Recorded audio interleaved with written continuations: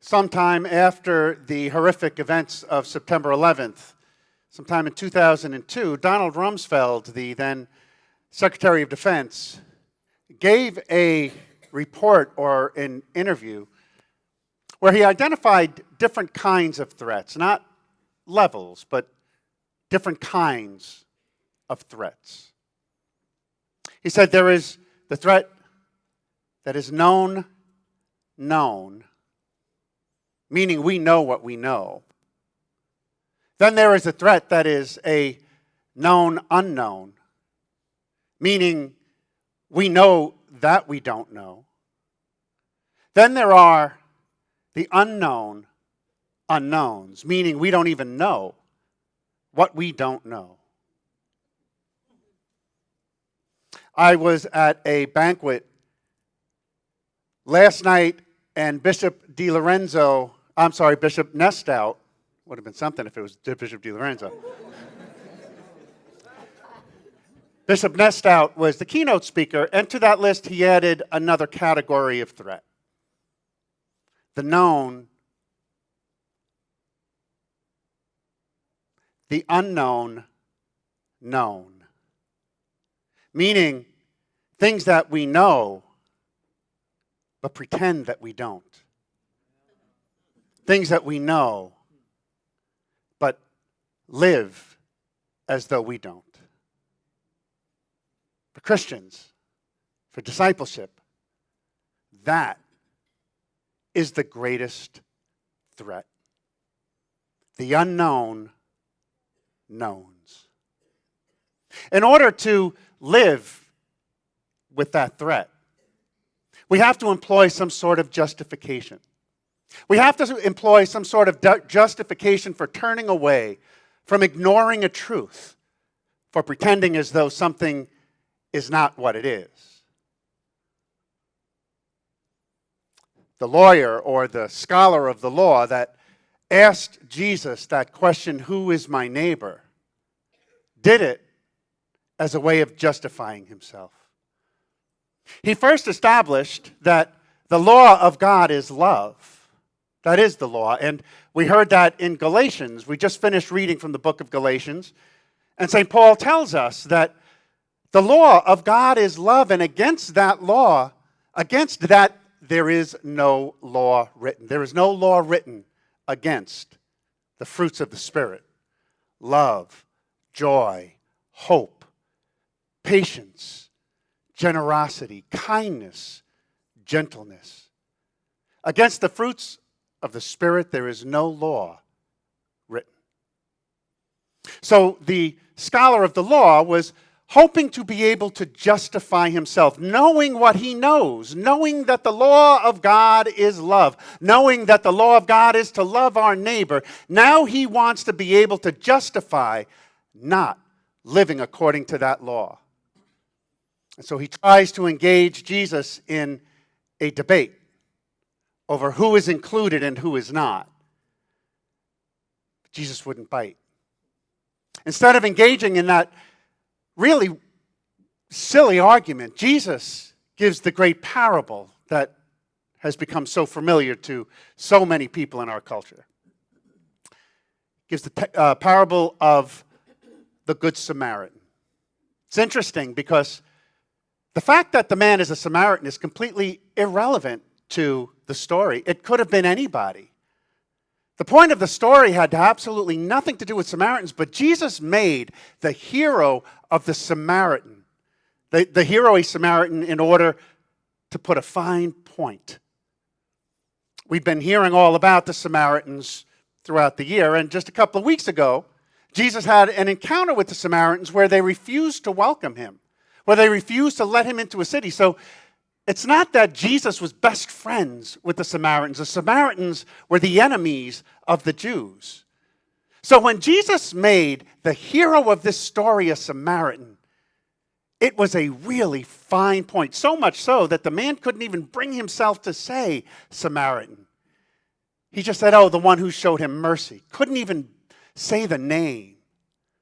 He put so fine a point on it because there is no one who is outside of the commandment. The man wanted to know and asked the question, who is worthy of my compassion? Who is worthy of my care? Who is worthy of my generosity? Who is worthy of my love? And Jesus says, I won't even engage that question. He turns the question into a command. Go and do likewise. He didn't answer the question, who is my neighbor? Instead, he asked the question, who is the neighbor? Who acted as a neighbor? The one who lives in the known is the neighbor. To live knowingly what we know. And what we know is this: the law of God is love. What we know is this: no law can override God's law. What we know is this: that the fruits of the Spirit are love, peace, gentility, kindness, joy, hope. And against these there is no law written. Throughout the history of humanity, we have lived in the unknown knowns. Throughout the history of humanity, we have tried to justify living contrary to what we know to be true. We all do it from time to time. There are always going to be people in our lives that we simply do not want to include. People in our lives that we do feel are unworthy of our compassion, unworthy of our love, unworthy of our respect, unworthy of our joy. There are people that we encounter that we just don't want to include. Think of your least favorite politician. What Jesus tells us is that there is nobody outside.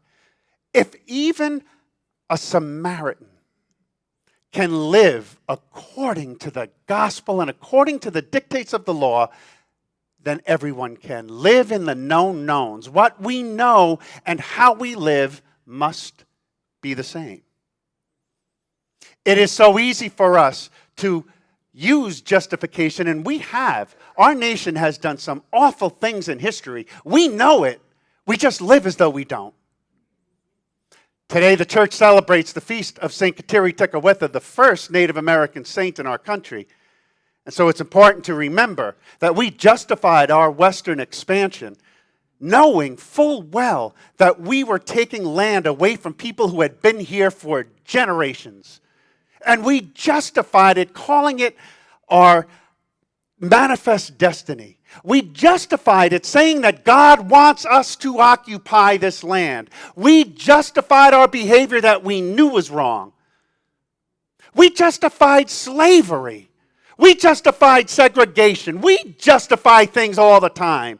We justified locking up Japanese citizens during World War II. And now we are justifying locking up the poor and the hungry at our border. We justify things that we know are wrong. We justify them by the law, but Jesus reminds us there is no law written against love. No law should ever prevent you from loving according to the dictates of the gospel. No law should ever prevent you or hinder you from living according to the generosity and the command to generosity. Jesus turned the question, who's worthy of my compassion, into a command, go and be compassionate. The person that you're compassionate to is irrelevant. You are relevant. Be compassionate because you are compassionate. You know the law. The law is in your heart. The law is in your mind. You know what is right. You know what is good. You know what is loving. You know what is kind. You know what is generous. Jesus tells us this is the command. And for every time that we find ourselves trying to justify not living according to the law that we know to be true, we are against the gospel.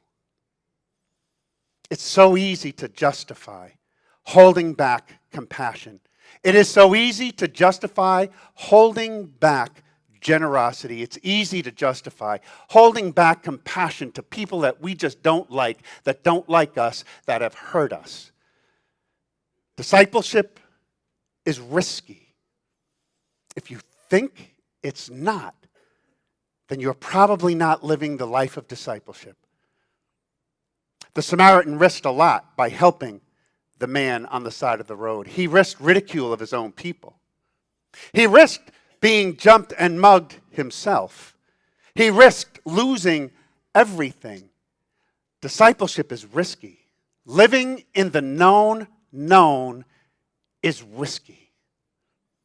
It's also a command. Question is not, who is worthy of your compassion? The command is, be compassionate. The question is not, who is my neighbor? The question is, will you be a neighbor?